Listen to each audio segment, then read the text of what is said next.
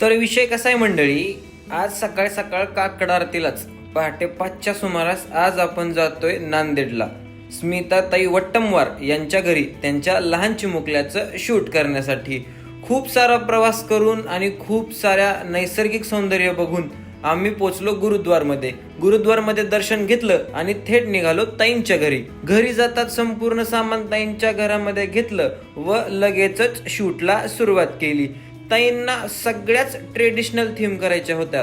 ताई मला म्हणाल्या, तुमच्यासारख्या ट्रेडिशनल थीम मी कुठेच बघितल्या नाहीयेत, त्यामुळे आम्ही लगेचच ट्रेडिशनल थीम करायला सुरुवात केली. पहिल्यांदा बाळाने झोपायला त्रास दिला, परंतु आपल्या हातामध्ये आल्यानंतर बाळ झोपणार हे नक्कीच. सगळ्यात पहिल्यांदा आम्ही मग ज्ञानेश्वर माऊलींची थीम केली. ज्ञानेश्वर माऊलींचा फेटा एवढा सुबक बसला होता की बाळ त्यामध्ये अक्षरशः नक्षत्रासारखं दिसत होतं.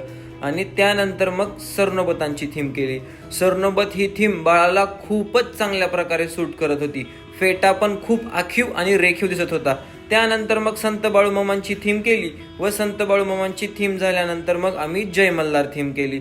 जय मल्हार थीम झाल्यानंतर मग आम्ही लगेचच दख्खनचा राजा श्री ज्योतिबांची थीम केली व ही थीम झाल्यानंतर लगेचच फोटो सिलेक्शन केलं व आजचं शूट संपवलं. अशाच प्रकारचे शूट बघण्यासाठी आपल्या पेजला लाईक करा, फॉलो करा आणि शेअर करायला मात्र बिलकुल विसरू नका.